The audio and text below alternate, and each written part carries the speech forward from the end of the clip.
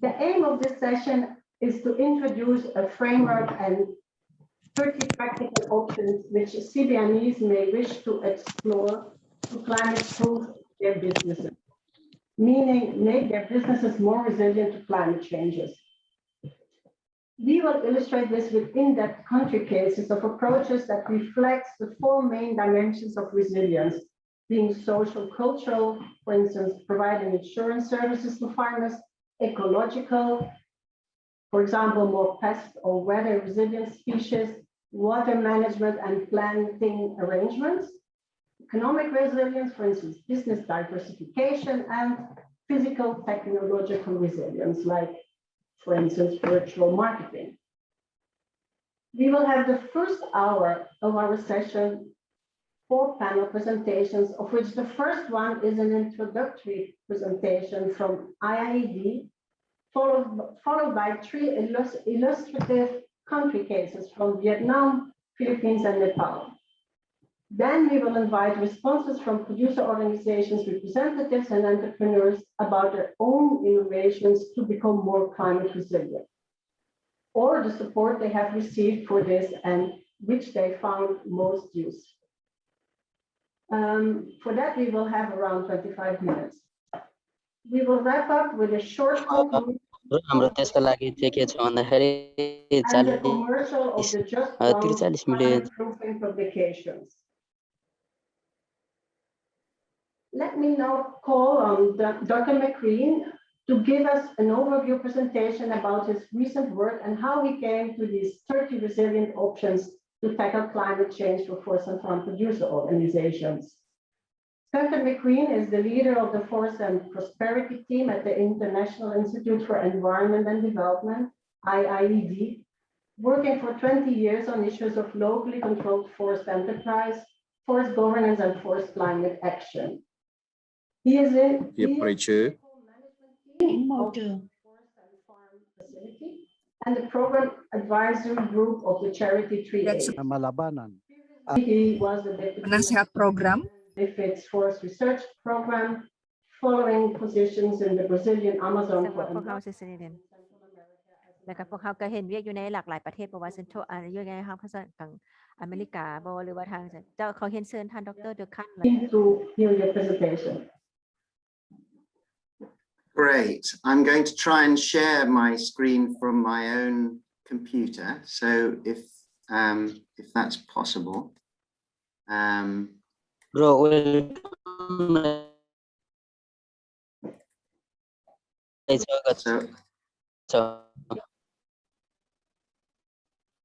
So I hope you can see my presentation. Is that right? Yes, we can see. Okay. Well, good morning, everybody. If you're in the European time zone, or good evening if you're in the Asian time zone. If everyone can mute their speakers, that would be great.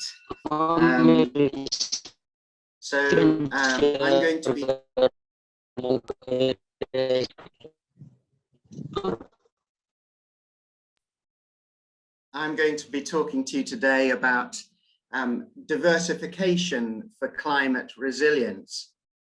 And I'm going to be drawing your attention especially to 30 practical options that we have been developing that forest and farm producer groups in different countries can use to become climate proof in terms of their business.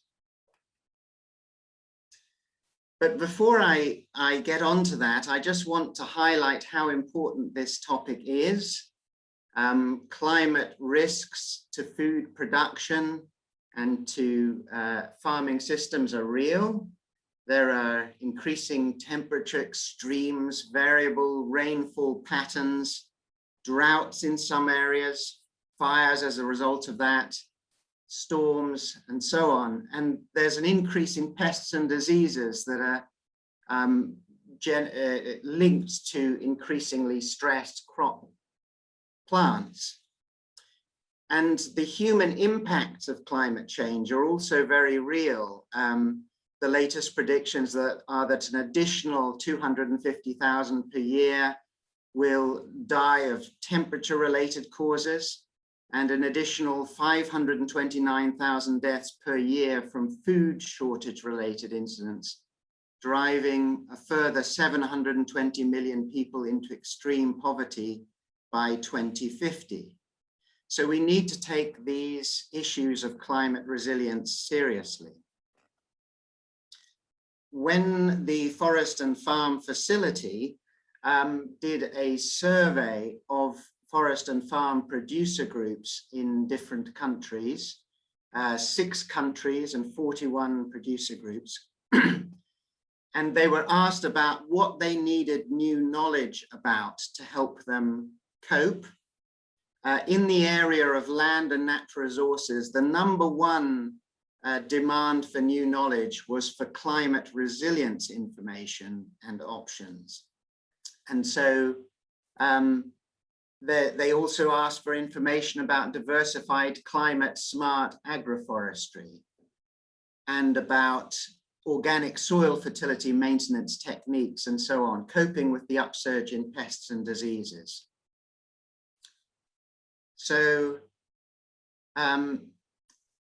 we need to address these concerns by spreading awareness of what climate resilience is and what options there are to do something about it. Climate resilience can be thought of as 2 major elements, 2 parts.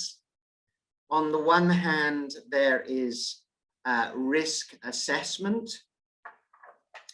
and on the other hand, there are resilience responses. So you need to assess what the risks of climate change are, and then you need to come up with options that you can use to respond. There are 3 sorts of responses.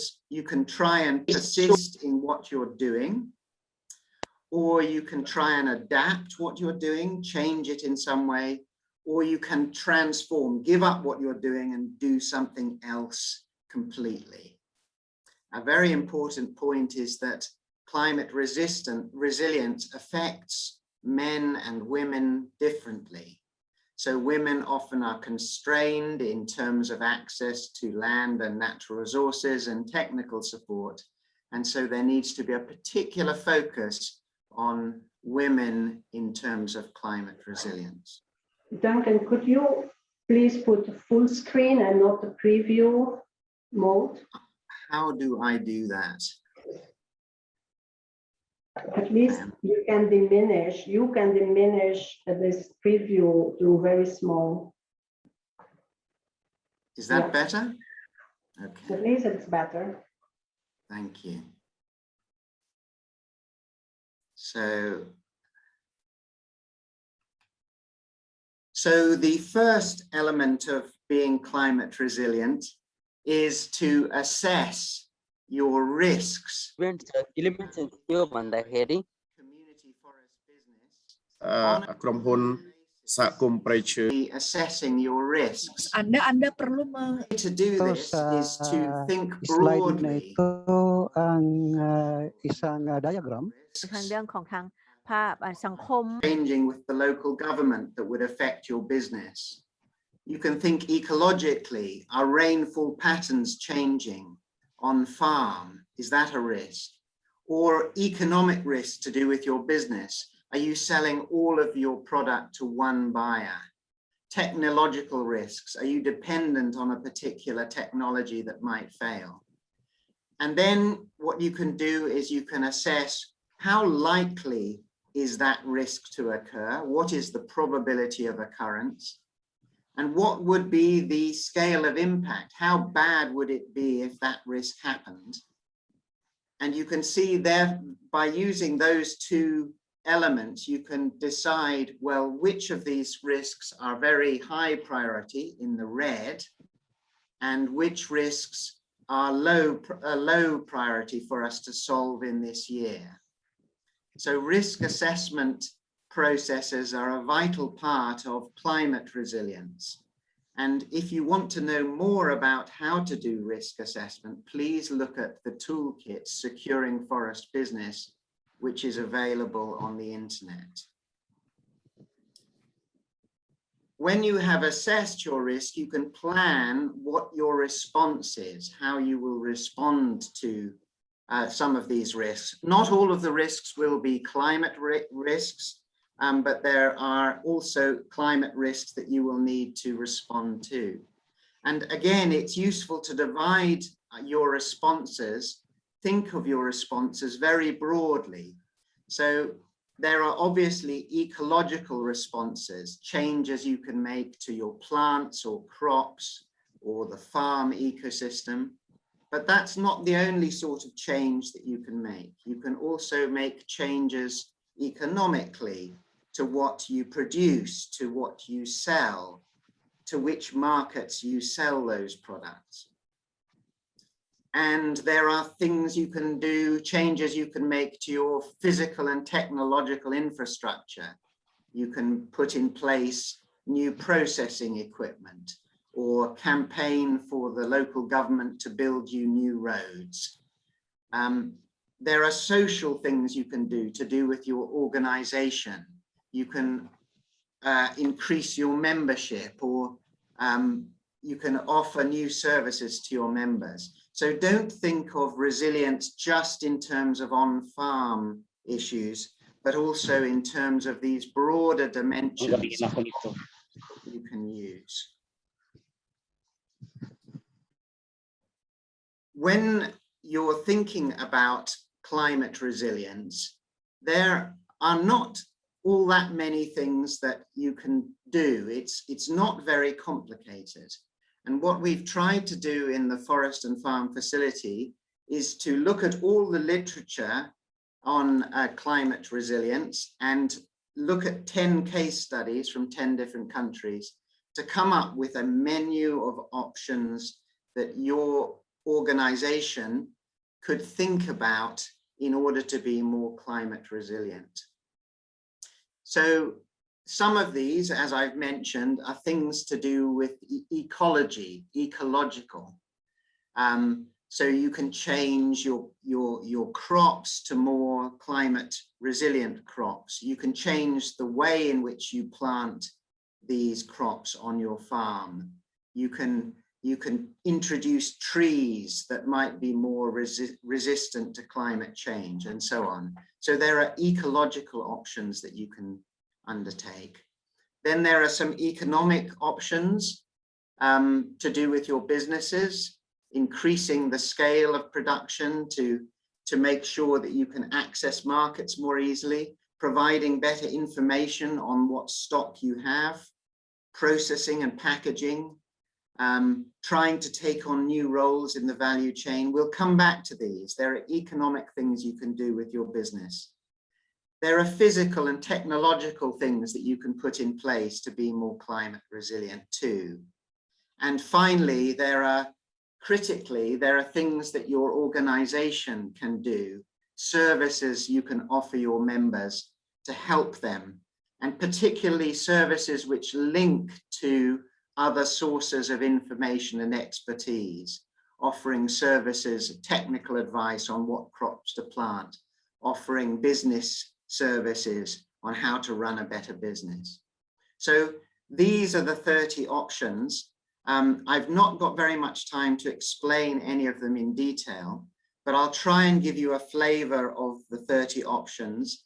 And I hope you will be able to get access at the end of this meeting to both a report that will go through these in more detail and a wall poster that forest and farm producers can put on their walls to remind them of the options. So in terms of your organization, what could you do to become more climate resilient? Well, you can make sure your group runs smoothly, that it has regular meetings that talk about climate change and what to do about it. You can do a survey of your members to find out what the needs are in terms of climate change and offer membership services that meet those needs. Your organization might want to advocate politically to try and change some policies to get more support from government. That's a very important part of resilience, political representation. And you can start to, once you gain experience on what crops to plant, perhaps from technical service providers or research centers, you can begin to offer advice and technical extension to your members. There are ways in which an organization can begin to assure quality of the products that you're producing, which makes it easier to sell them. And you can start to think about, well, how could we diversify our business so that there's less risk of failure, doing some business support activities for new things that you might want to market. Many organizations offer savings and loans facilities and insurance. We'll hear Noel talk about insurance later in this meeting.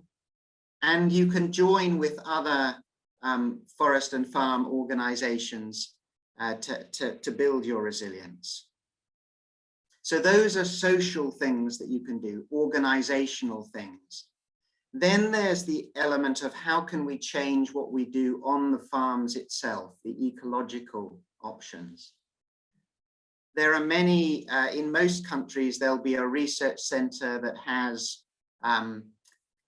information about climate adapted varieties and stock. Often indigenous groups already know varieties of plants that are adapted to changing climates.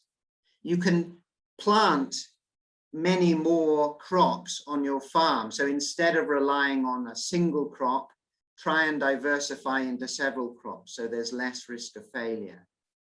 And you can use planting arrangements very, very cleverly. So you can plant maybe trees on the borders to give you a tree crop, maybe fruit or spice or timber, and mix your agricultural crops with trees to give you more diversity of options.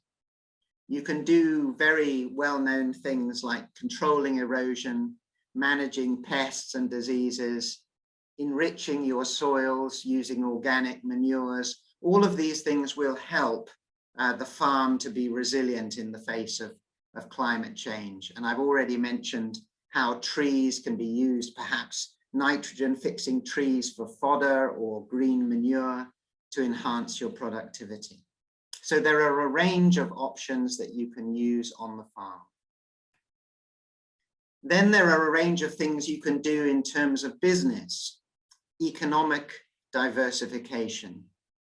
So often it's better if more members are working together to sell a product, particularly if on each farm there are many products to be sold. You'll need to have an organization that can aggregate and gather product from many members to make it attractive to sell in the market. And you can work with your farms to improve the information about the volumes you're producing and also the quality of your products. Changing your processing and packaging of products can often give you new markets, which will make you less dependent on particular buyers, and that can increase your resilience. So similarly, where you sell your products, if you can diversify that, that will give you resilience, less risk of any one element failing. So you can perhaps change the product altogether that you are producing, diversify horizontally. Perhaps if one of your crops is suffering from crop failure, think about changing the production. And you can make changes to marketing and so on, taking on new roles in the value chain. All of these diversification options for business can help you be more resilient. And we'll come back to some examples of these in the case studies from Vietnam and Nepal. Finally, you can do physical things. You can introduce information systems on the mobile phone. You can put fire breaks around the fields if fire is a risk. You can invest in terracing. Often these physical options require financial investment. And so we need to talk about how do we finance climate resilience. The message I want to get across clearly to you is that your organization can help build the resilience of the farmers who belong to it. So don't leave local groups isolated from one another. Try and work together to establish regional groups or associations that can offer these sorts of business and technical services to their members and can help to market your products and increasing the diversity of your products. Make sure that you belong to national federations and unions, or even regional farmers organizations like the Asian Farming Association. They can both help to give you information and also to campaign for better policies. So this is a framework. You need to think about risk assessment and resilience responses, trying to give you 30 options. And I'll put in the links later in this meeting, new reports and an infographic where you can look at this with more time. Thank you very much.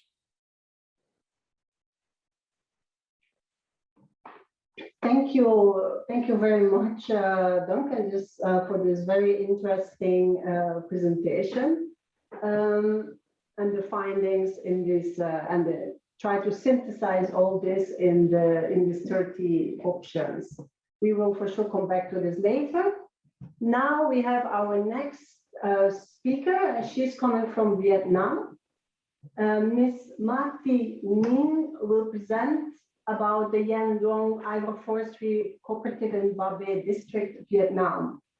She is from the Duong commune in Ba Be District, Ba Can province in the northern mountainous region of Vietnam. She is from the Thai people, an ethnic minority, and she is the director of the Agroforestry Yen Duong Cooperative, with 45 members and more than 200 associated members. Ms. Ninh will present now how the cooperative is building up its resilience through a variety of actions, and we will probably recognize several of the options that you heard in the previous session from Duncan. So please welcome Ms. Ninh. You have the word now. I think you will speak in Vietnamese, so we will have to go to the translation button.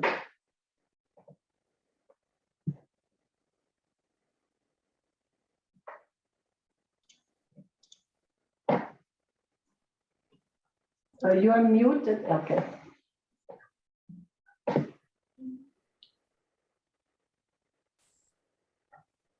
Em chào các anh các chị ạ. Hello everyone.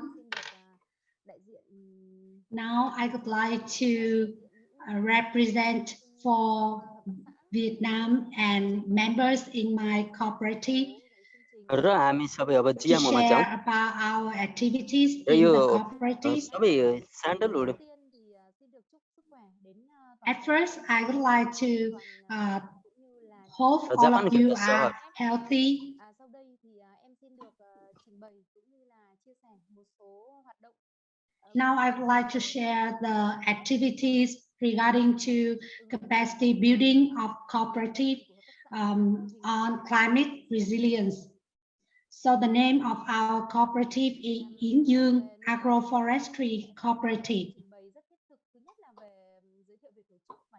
At first, I would like to introduce about our organization and the problems regarding to climate change and how we cope with the situation and our next plan.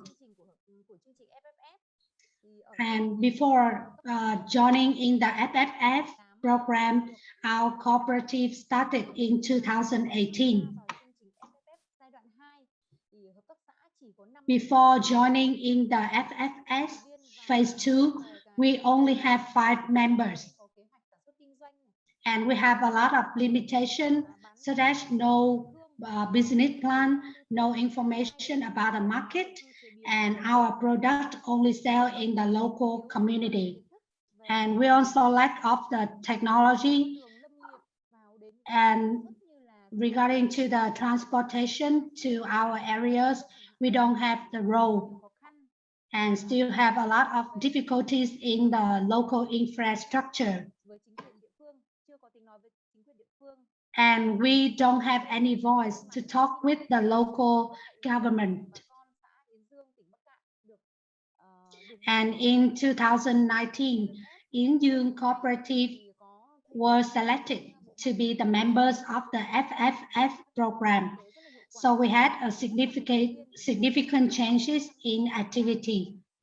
So currently we have 45 members, and more than 90% are the indigenous people, and they are women. And we cooperate to access to the information and share the investment for processing.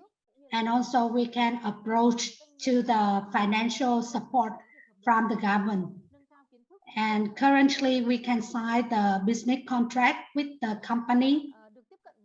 And we have the role to access directly to the cooperative. And our product now can get the certificate on PGS, Sustainable Forest Management.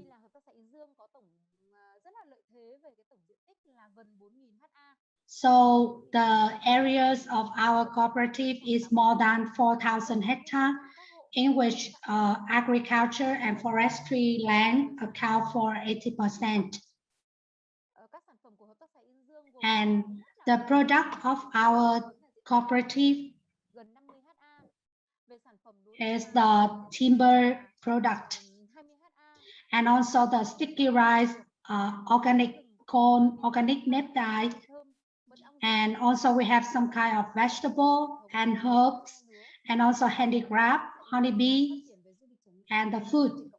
And also we're trying to develop the community-based tourism and agriculture experience tourism. So I would like to share some point regarding to the climate resilience and the climate change problem. So we have the stone fall, and also some kind of the storm destroy the areas. And now the rainfall every year increase, and it causes many kinds of the disease for the plant.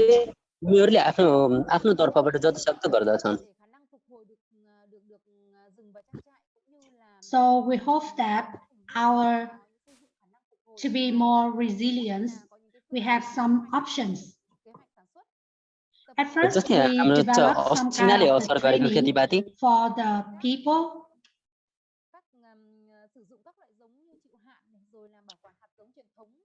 For example, we utilize also some local variety and resistant variety, and also we consider about the diversifications of the plant. For example, planting under the forest, and also the raising bee in the forest, and we produce more processed product from the raw material.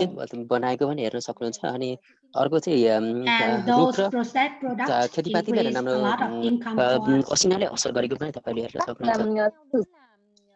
And next, we would like to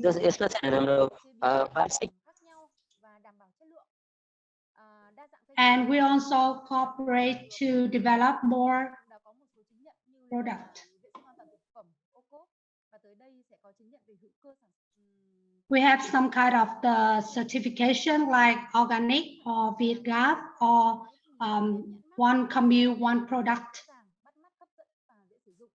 And we also promote the traceability of the product.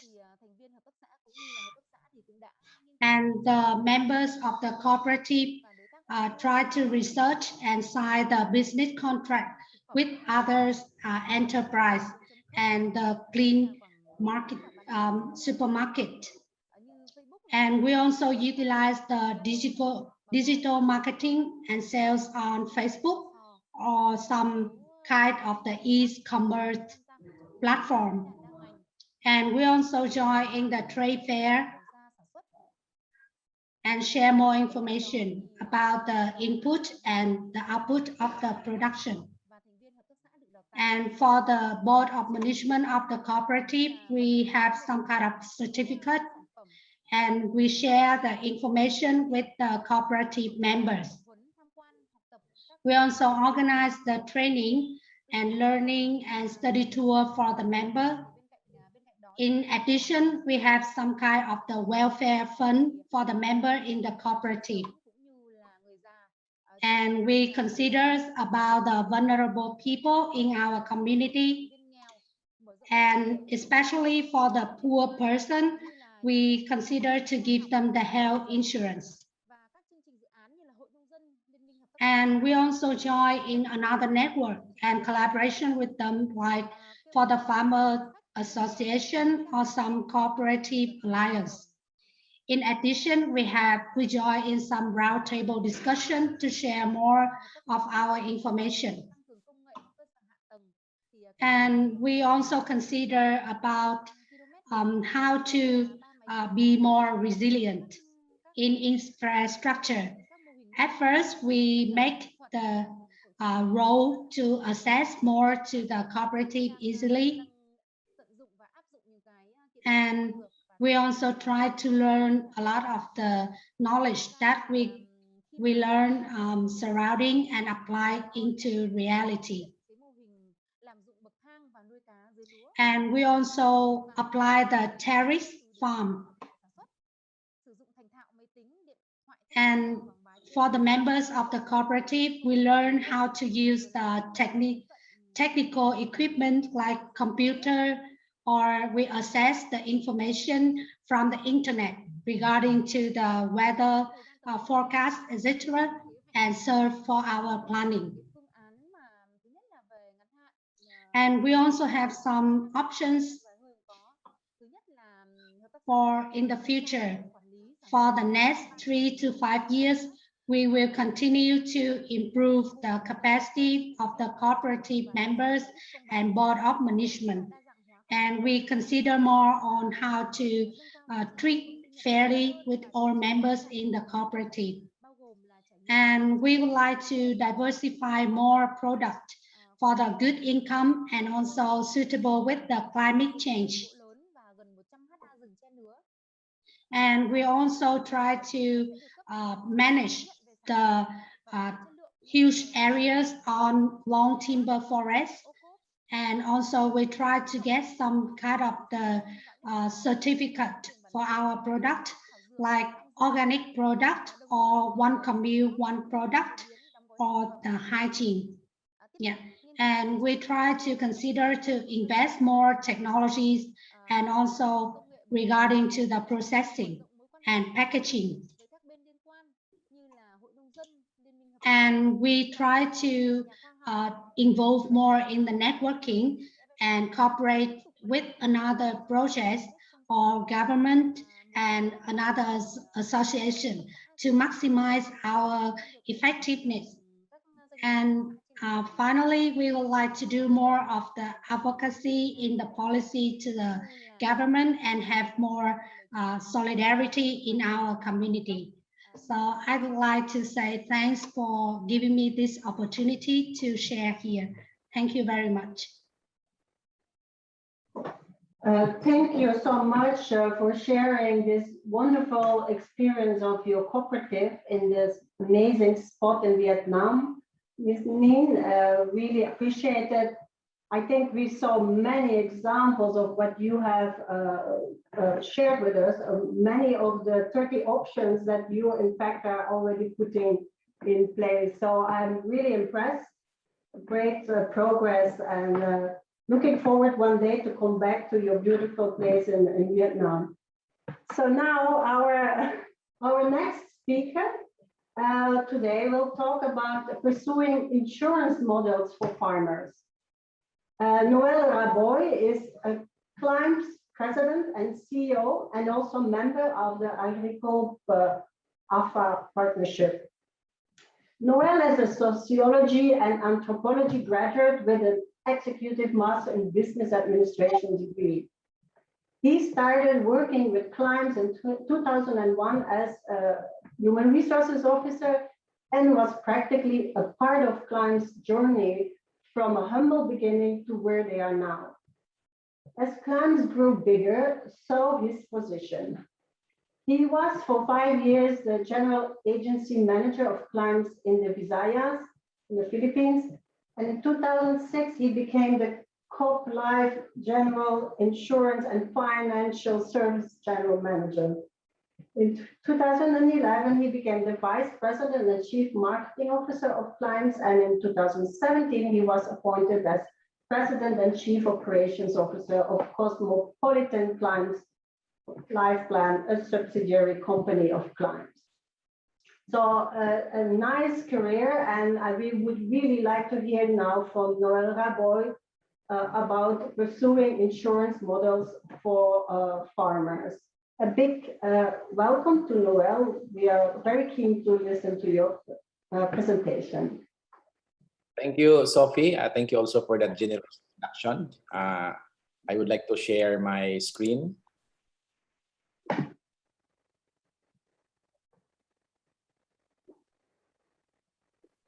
Okay, I think, okay, that's okay. Okay.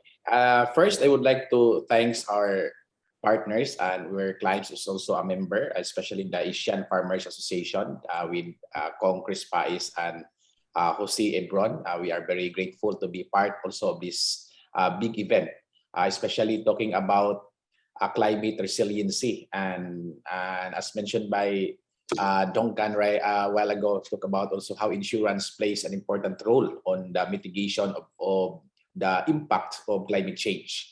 So first, I have two parts of my presentation, and that will be quick regarding on the introduction. But to give you an introduction about clients, we are a cooperative insurance based in the Philippines. We have a total network of around 4,000 cooperatives here. And we specialized on the, started in 1971, we specialized on the life insurance, and 2010, that is where we became a general insurance cooperative. It's 100% owned by the Filipino cooperators here in the Philippines. And if you look into how we grow, we started only by a passionate leaders in the cooperative, with a vision and mission related to the values and principles of the cooperatives based in Rochdale. And right now we have around subsidiaries that focus on sales and marketing, the CLIPSA. We have also a pre-need company, and then we have also an asset management corporation or the Climb Share Capital Equity Investment Corp. Then we also have a printing press. This company supports the growth of Climbs on related to investment, other products which not needs another license from our regulators. So we also have set up our own cooperative college in the Philippines, patterned with our sister school in Rochdale, England, a cooperative in England, cooperative school in England.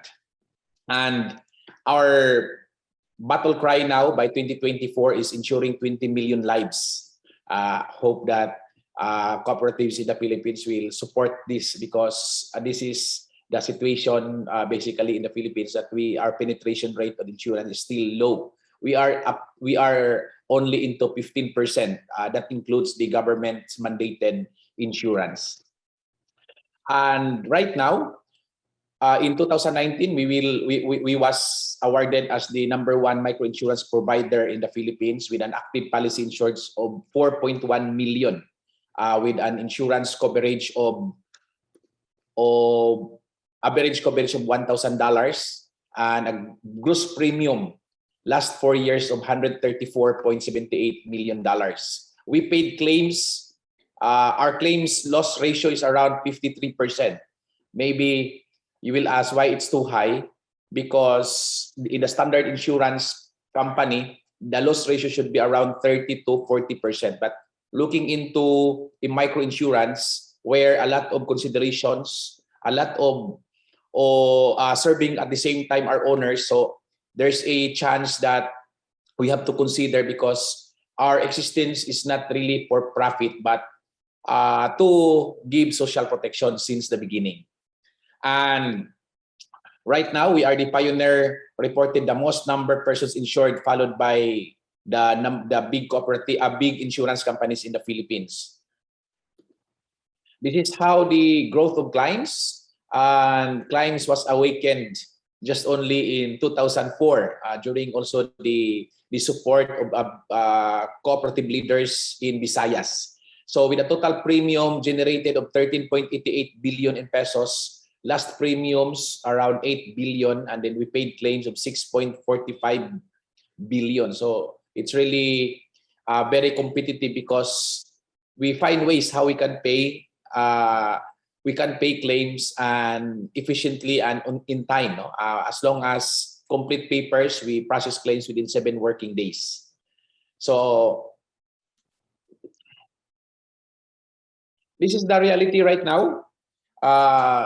Yesterday, we hit the northern part of Luzon was hit by a typhoon Kompaso, or our local typhoon name Maring, and we are situated in a typhoon belt or ring of fire. So we have a lot of typhoons within a year, 22 typhoons, and most of that are 2 to 4 typhoons as very catastrophic with a lot of damages and even lives. No, this is the experience since deadliest typhoons in the Philippines. So Thailand and Vietnam also. I think Vietnam is being shielded by the geographical location, where the Philippines will be came from an open sea. So most of the typhoons started in the open sea. So first is they will hit first in the Philippines. So this is how we experience. And then in the costless typhoons with a total damages of 2.2 billion, clients were able to pay on that of around 200 million pesos. The first one to respond during the typhoon Haiyan and Yolanda.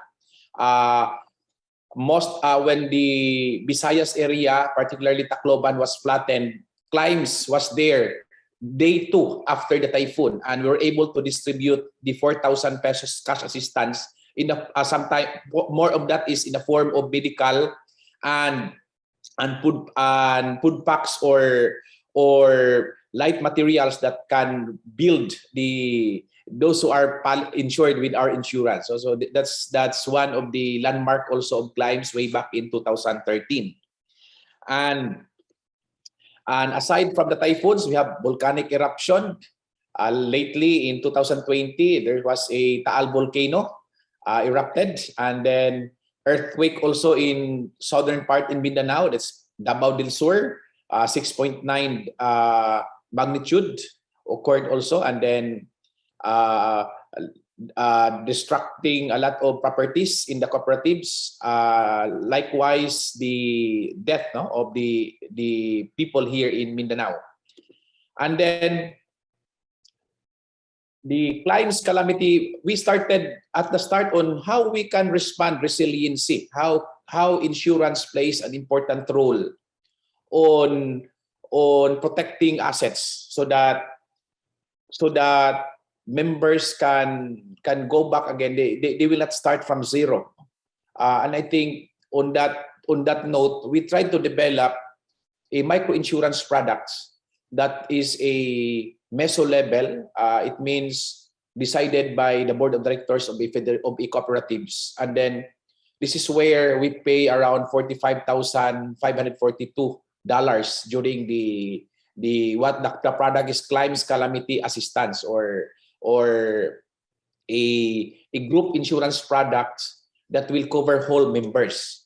And in the Philippines also, related to insurance protection, it's only a government-owned and controlled corporations that insured the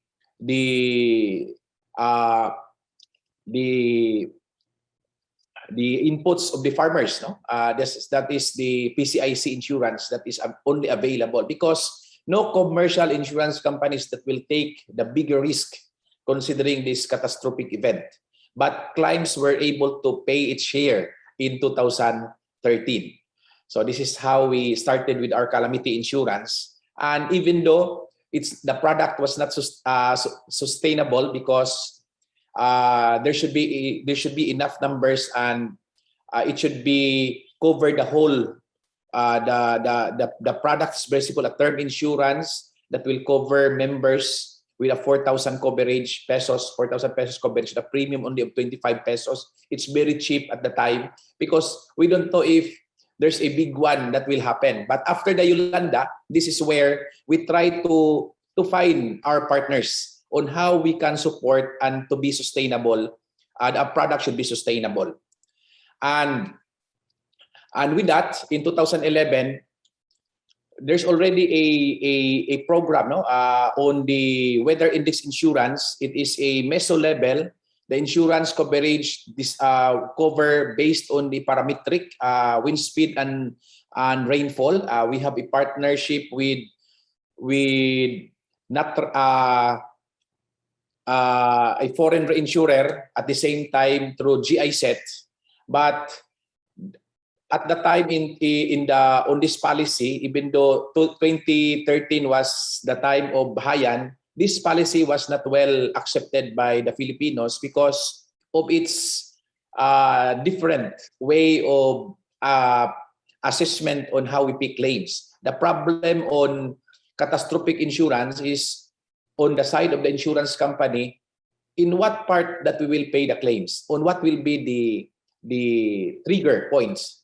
So this kind of weather index insurance was introduced in 2011, but it was not that successful. However, in our experience, 2011 to 2013, we have 11 cooperatives with a total coverage of 196 million or $1.4 million, with a total premium generated of 2.4 million. And then the claims paid was only 1.31 million. So it's still profitable. And then we have a reinsurance recovery of $1 million.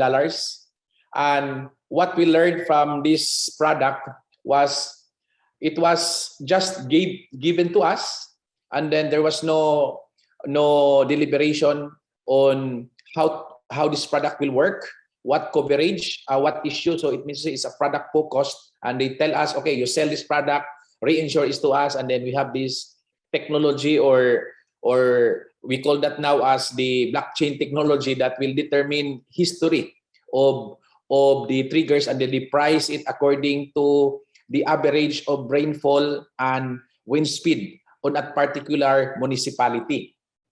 And market acceptance, this is the real challenge, because they said we will pay even though you will not file a claims, as long as the trigger in the computer will be red, then you pay 20%. If that's yellow, you pay 5%, and then if orange, you pay 10%, because red represents 20-year event, and yellow represents 10-year event, and orange represents 50-year event on that particular municipality.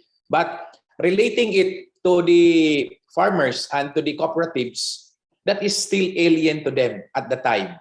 So, however, there's a strong interest of the individual consumers, particularly cooperatives, when this product was stopped in 2013. A lot of co-ops after the Yolanda, after the Hayan, asked us, where's this product now? Because we want to get uncovered. We want our farmers to be covered on this. So that's the time that they are now trying to have some interest on, maybe we can buy this product. But the reinsurance company, and then since there's a need for blockchain technology, I think there's a problem on the pricing and on the reinsurance at the same time on the technology. So it was stopped. I assume that the program is just only a test program, and then it happens that it is with clients that will be tested because of the network that we have. But the acceptance of that technology-based trigger was already established. That's the beauty of that product. And then fast forward in 2019, we attended a summit with International Mutual Insurance Federation, is ICMIF.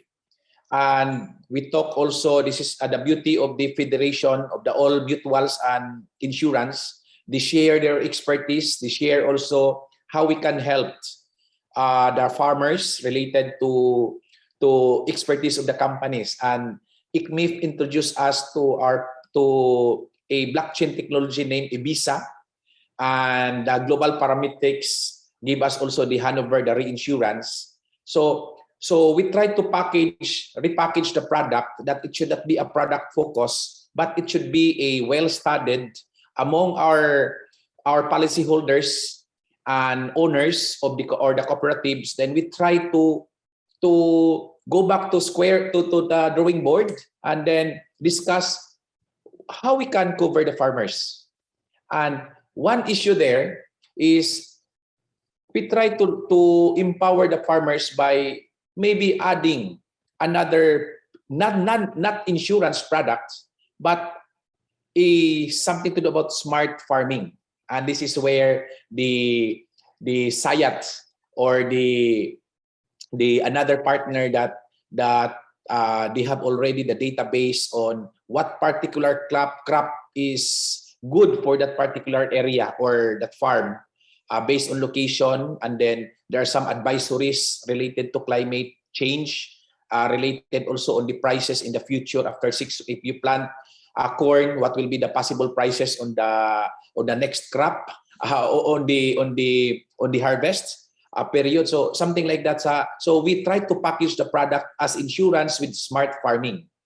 And we know we just started this one, even though the starting of the product is just only through Zoom.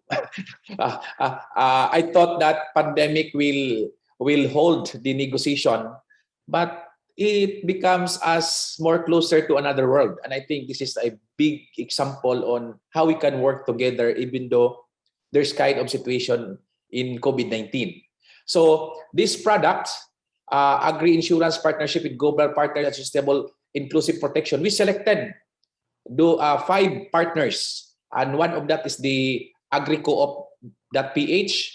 We have also the Oro Integrated, we have also the Consultative Cooperative Bank, Paglaom Co-ops, and then Metro Ormoc Cooperative. So we try to go with our partners cooperative and then discuss with them how we can insure the farmers, how we can we come up with a product on parametric, again, insurance. So this is an innovative solution using blockchain technology with a unique features on smart agriculture to help build resilience and sustainable among farmers and agripreneurs. And we selected not entire Philippines. We selected only the 15 provinces. And on the smart farming advisory, we focus on the crops suitable to the area.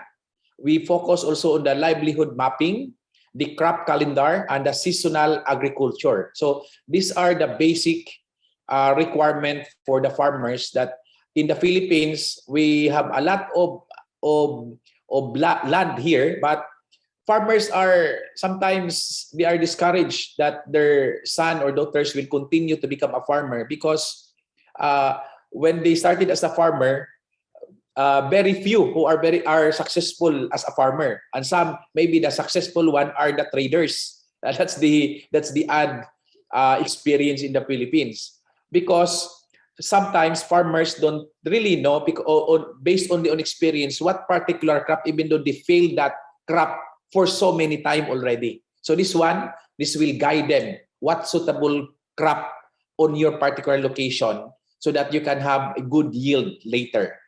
So then, even without claims, because there's no catastrophic event, farmers will still get a free smart farming advisories that can help them in their farming practices. So another thing here is the onboarding also, because if you have a product and then the coverage is parametric, based on trigger only, wind speed, precipitation, rainfall, And then if they don't know our partners, that's the issues that we had before during the launching of in 2011. So we tried to correct that, and we hired a agroeconomist here in Cagayan de Oro in our office that will roam around of our partners cooperatives and discuss them related to these smart farming advisories.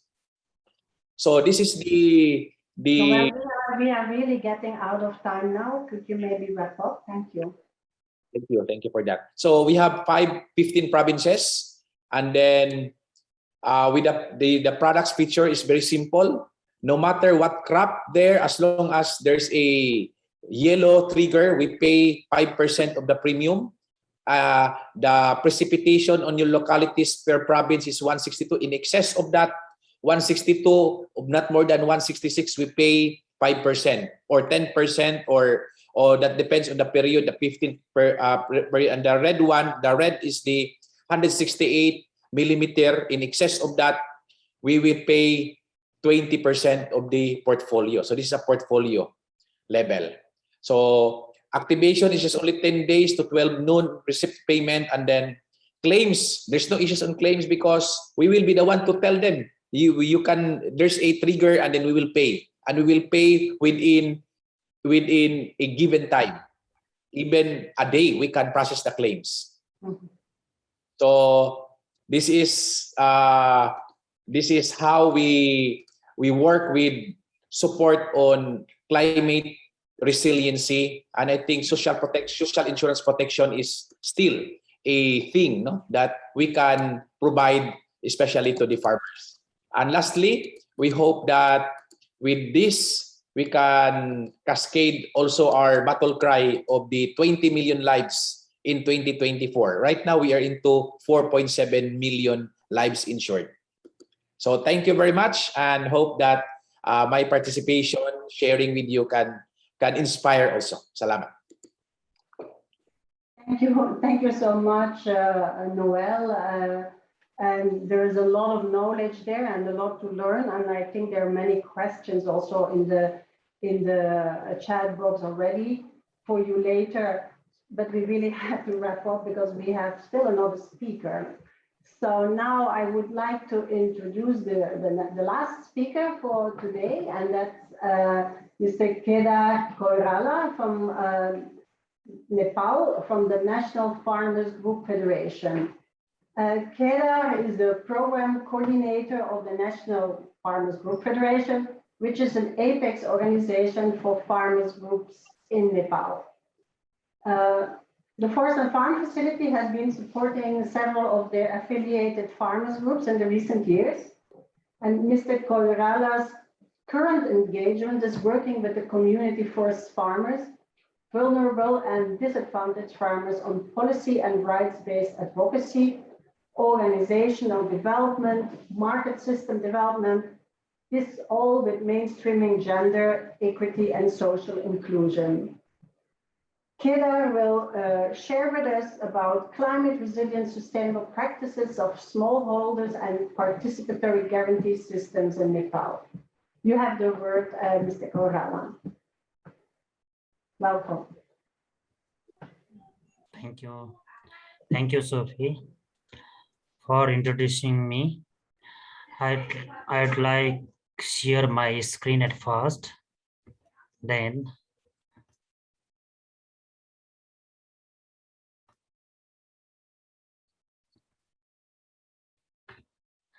thank you.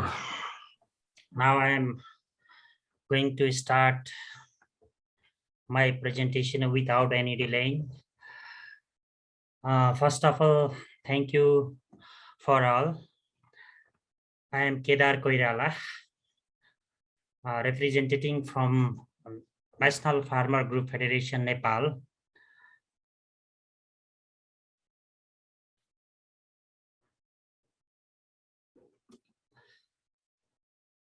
First of all, I would like to introduce about NFGF. NFGF Nepal is a apex organization of farmer groups, basically marginalized smallholders and women farmers. It is an apex organization working for Nepal since 10 years. NFGF has been working by mobilizing the farmers in different structure like from bottom up, ward, municipality, district level, province level, and federal level as well. Basically, it has been working for right-based policy advocacy and capacity strengthening to farmers. FFF Nepal is working with National Farmer Group Federation to capacitate the smallholder farmer group in identifying and adopting climate resilient, sustainable farm practice and policy advocacy. Similarly, smallholder farmer groups are being trained on conducting climate vulnerability assessment of their production units. Each then develops an action plan for identifying, adapting, and practicing and scaling up the climate resilient farming practices as well. Similarly, the aim to adapt agriculture practices that resource and the natural resource base and provide the basket of the goods, improving livelihood and contributing food security.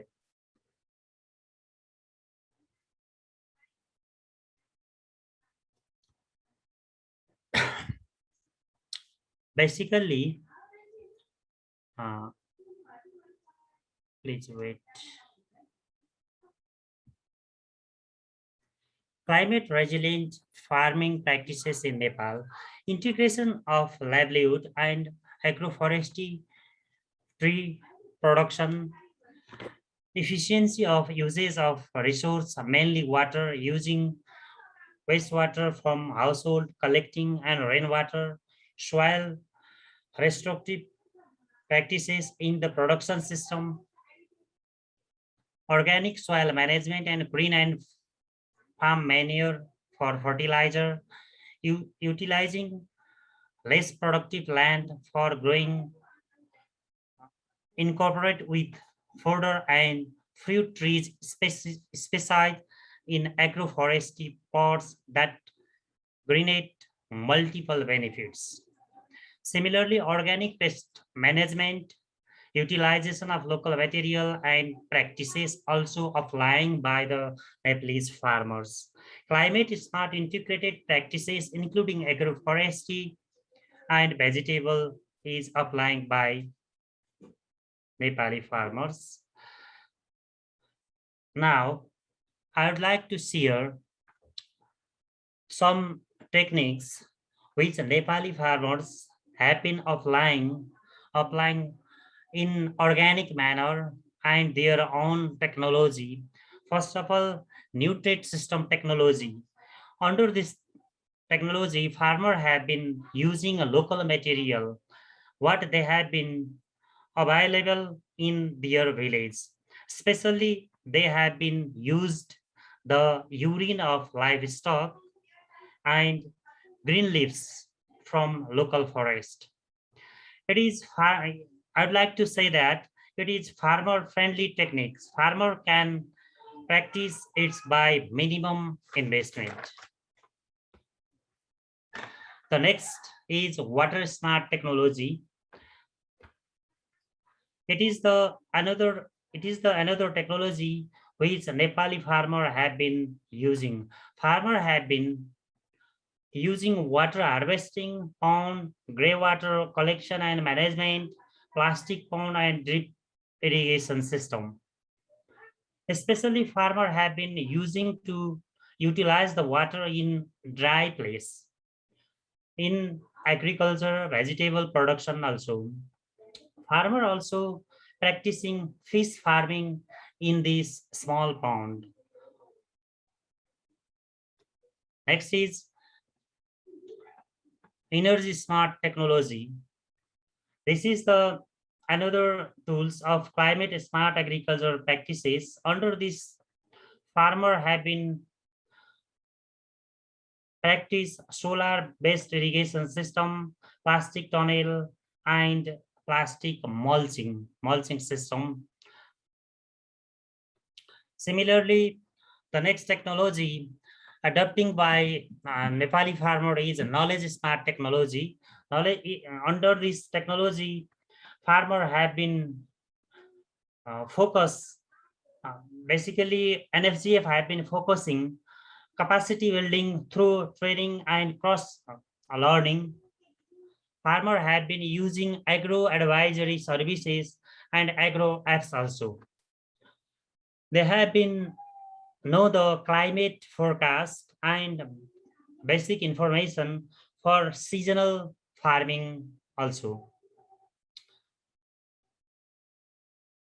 They can use the information by using their smartphone, and information has been displayed in their community in wall or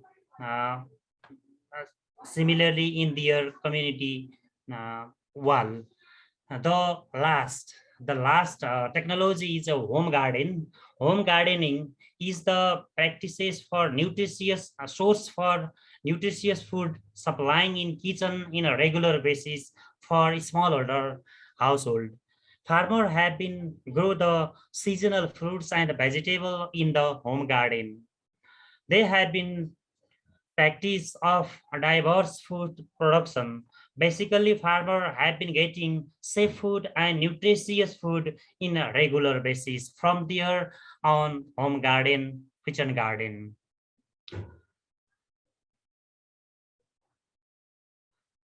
We have been practicing these 5 climate resilient sustainable farming in Nepal and contributing in agroecology practices also. For giving the identity of the farmer, safe production, NFGF have been started PGS in local level. PGS system in local level. NFGF is lobbying in collaborating with the government to strengthen mechanism that will provide guideline for participatory guarantee system to guarantee product qualities from sustainable farming practices. The mechanism has been successfully piloted and developed at the local level, and it strengthened through a multi-stakeholder mechanism like Kisan Chautari. NFGF have been regularly discussion in farmers dialogue forum called Nepali name Kisan Chautari. This forum is a multi-stakeholder forum where stakeholder can dialogue each other and can share the experience with each other regarding the forest and farm as well. The standards are developed collaborating with local government, agriculture knowledge center, and local stakeholders. Basically, we have been applying the 5 farmers technology. I would like to say it is a farmers technology which is locally tested and contributed sustainable agriculture and agroecological practice also. We have been facing the challenge convincing smallholder for ecological organic production. Next is a limited knowledge to of guard, technical, organic, and sustainable. Similarly, lack of confidence of commercial success almost producer is challenge of this area. Way forward, scaling of the wider adoption of participatory guarantee system. Thank you very much. Thank you so much, Mr. Koirala, for this very interesting example of resilience and cooperative resilience in farmer resilience in Nepal. I think this is now, this was the last presentation of our panel. So thank you so much for all the speakers. And now we have some time left still for questions from the audience. And also I see that there are some questions here already for some of our speakers, and also it would be nice that we can hear from some other experience from your own organizations, innovations to become more climate resilient. What is it that you are doing to become more resilient, or what is the support you found particularly useful? We can give you the word, or you could share in the chat. So please let us know in the coming minutes. In the meantime, I have some questions here. Mainly we have questions for climbs, but I'm looking here who else has an example to share. Because that would also be very interesting. I'm looking at our, but I don't see any hands raised for the moment. So then let's go for the discussion. Here, some questions for Duncan first. Yeah. In your opinion, what do you think about the sustainability and legality of the product, and how to build a market between countries to pay attention to and support each other's legality? Regarding this theme, you seem to agree that the market only thinks in terms of quality and price. The issues of product legality and sustainability is still being ignored. I see that in your slide, diversify economically, you have not explained the legality and sustainability of the products circulating in the market. Yes, thank you. That's a question from Zainur. Okay, thank you, Zen. Yes, I think both of those issues are very important. They're a part of resilience. Let me deal with the legality one first.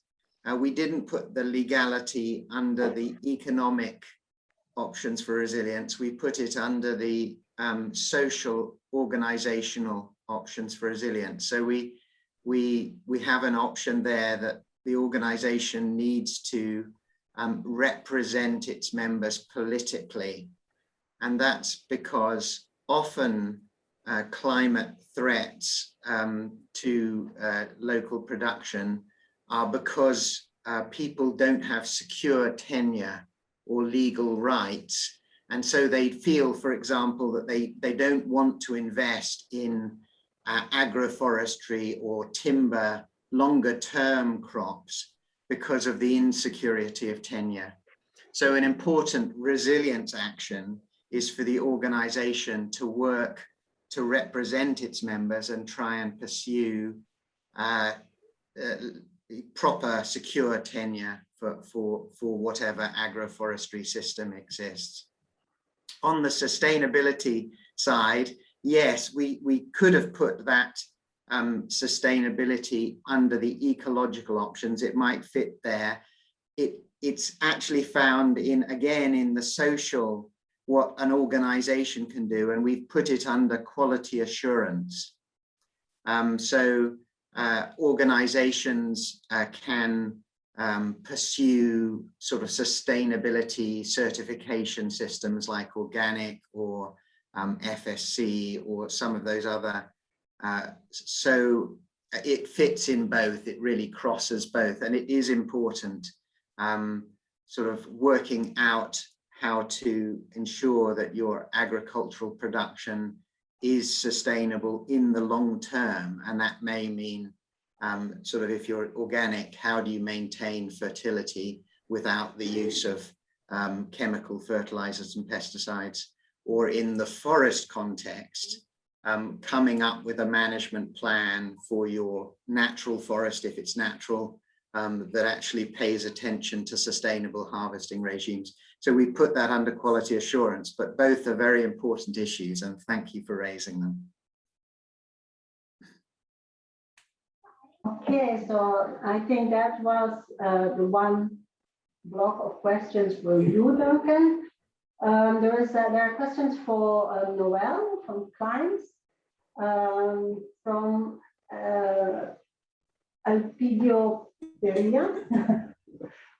From your experience, Noel, do you think it's possible to develop an insurance product anchored on the loss and damage concept of the Paris Agreement?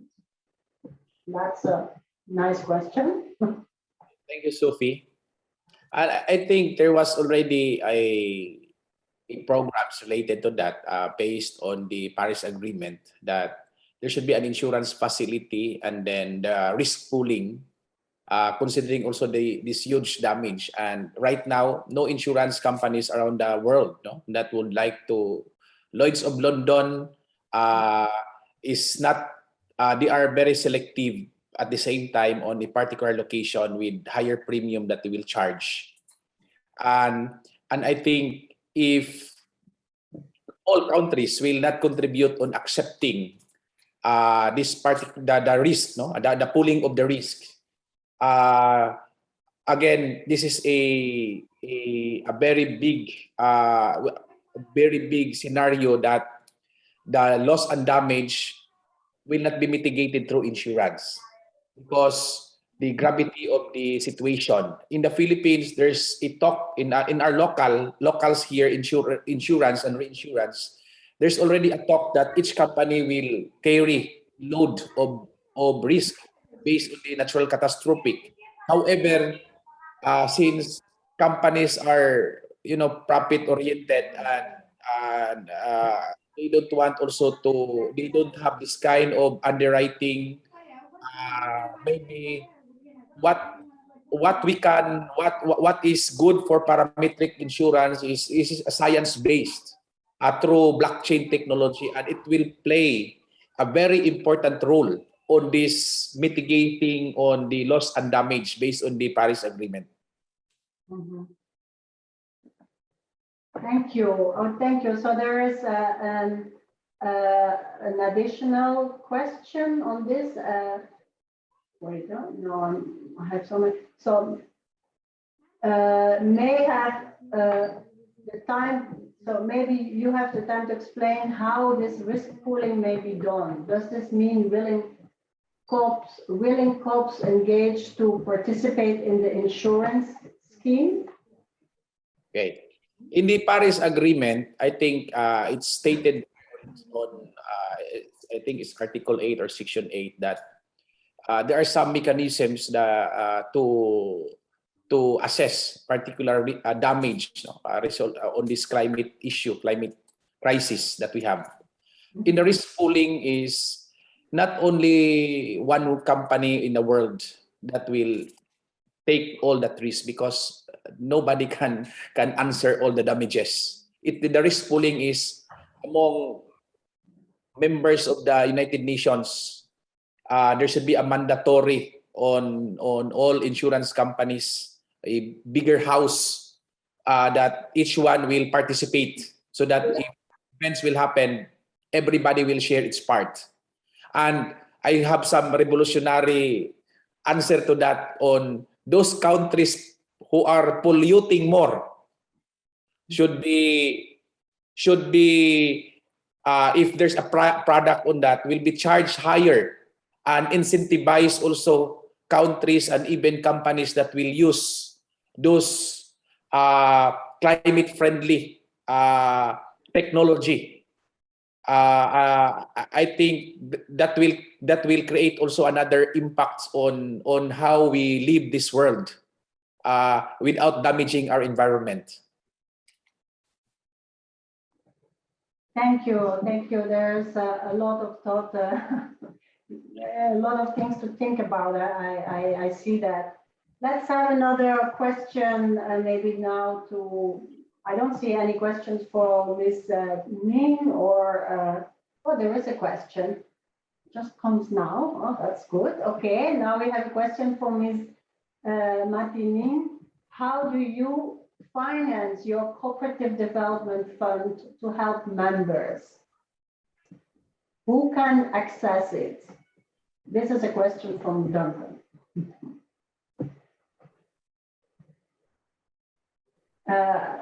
I think Ms. Nin, you have Vietnamese translation. Is this working? Xin trả lời ạ. To answer your question. So for our cooperative, at the beginning, we don't have many members, only 5 to 7 members. But currently we have 45 members and 230 associated members. And mostly they are the group of agriculture production. For example, sticky rice or farm and forest group, and some NTFP product like bamboo. And also regarding to the group of the tourism.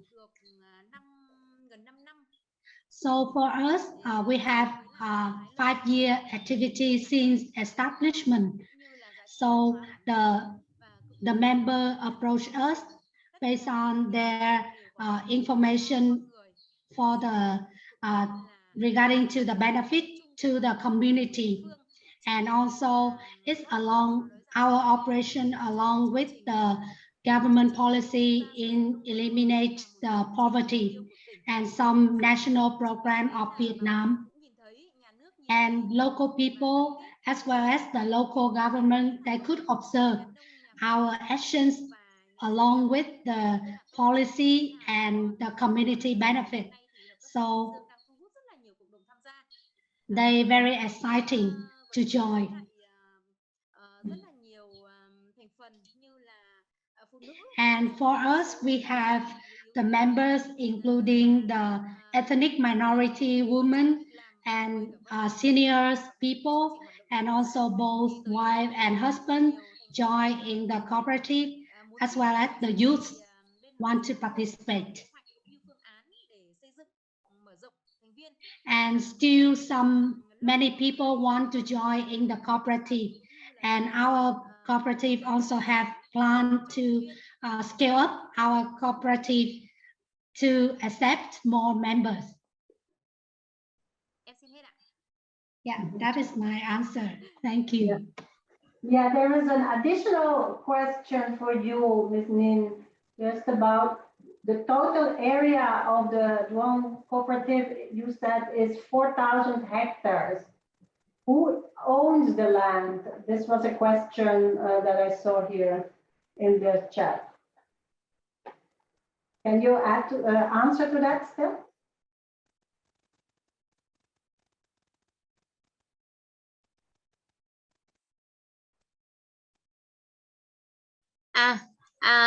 Với cái diện tích 4.000 hecta vừa nãy là em vừa chia sẻ. For 4,000 hectares of the areas, this is the total areas of my commune. And for the cooperative,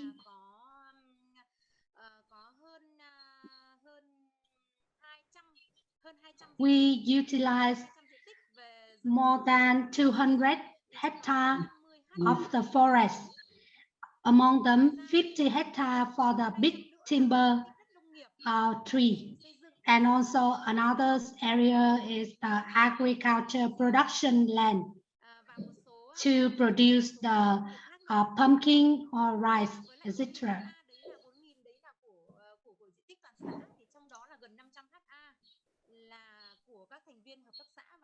Yeah, so the total 4,000 is the total areas of the commune, and the cooperative have around 500 hectares. Is the land of the members of the cooperative. Thank you. Okay, thank you. That's very clear. Thank you. So there is also a question now from Philip Kisoyan from Kenya to Duncan. And he is saying that he asked you if it is possible to link FFPOs to the carbon finance, since some are already certified. And he says, I believe that they are contributing to carbon sequestration with their climate smart practices. Very easy question, Duncan. Yes, I think it is possible to link farmer groups to climate finance, but it involves a lot of work. So there are voluntary systems that are already set up to quantify and then sell carbon for forest and farm groups. One of them is called Plan Vivo. The trouble is, in order to quantify the carbon in a reliable way, you need to have an agent of Plan Vivo in country who can help you make those calculations and sell the carbon to the market. So it's not straightforward.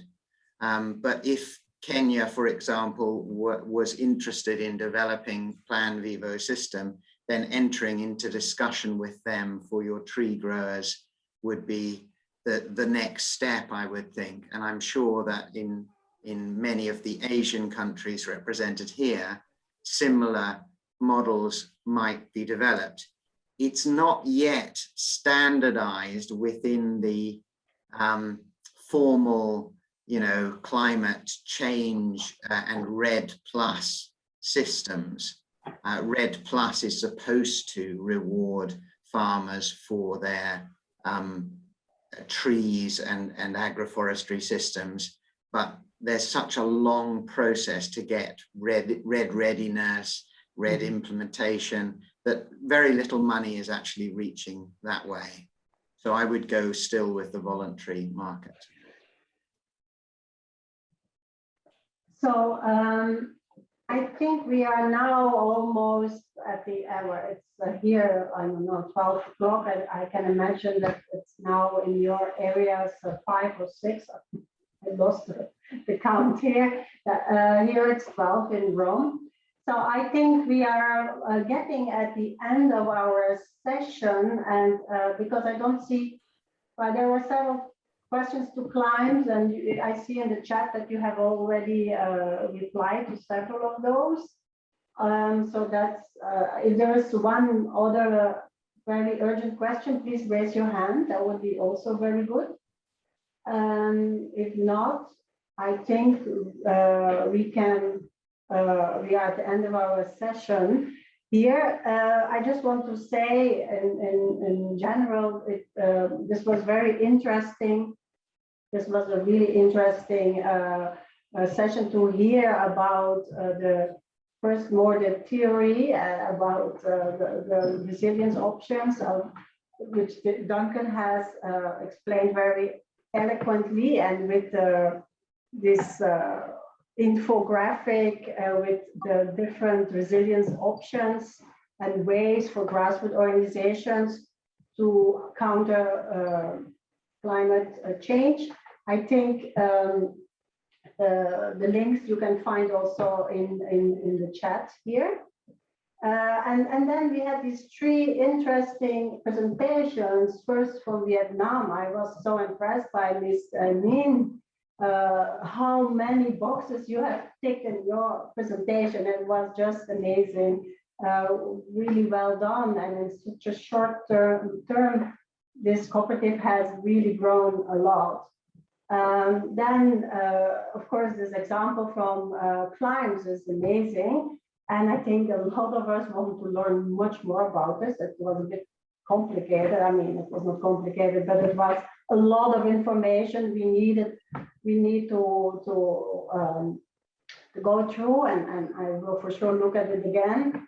I think many of us, this is something that we would like to have in much more countries than only in the Philippines. So we will for sure want to pick your brain on that, Noel. And then the example from Nepal, Keda, you really did a great presentation there, and I think the examples of Nepal and the communities you are supporting, the resilience options were really fantastic. Also, you ticked a lot of boxes there, and of this, I'm saying the boxes, this infographic that Duncan has presented with the 30 options. There were several of those that you were that you presented some examples, very interesting. Also the PGS, I think, is an interest, certification of products, and that's also something that is really supporting farmers socially, but also economically and environmentally. So I think there is also, that was a very good example. So now I just would like to say thank you all, and maybe I would like to give you, Duncan, the last word for the commercial, because that's what we, the final commercial, because we just launched, as the Forest and Farm facility, we launched this beautiful publication, the book, and then also, of course, we have the infographic I was talking about. So Duncan, please, you can maybe say a few words, because this was really a lot of work of you into this, and congratulations also. Thank you, Sophie. So let me just close by sort of, we wanted to use this meeting just to, for the first time, officially make these products available, so to launch them publicly. There's a report that explains in some detail some of the climate resilience options, diversification for climate resilience, and you have the link in the chat. It's free to download. It's only in English currently. We're translating into Spanish and French too next. If you want to translate it into further languages, please do. And the infographic, please do download that and print it and put it on the walls of farmer groups to help them think through what additional things they could do to become more climate resilient. Again, it's available already on the FAO website, so you can download it.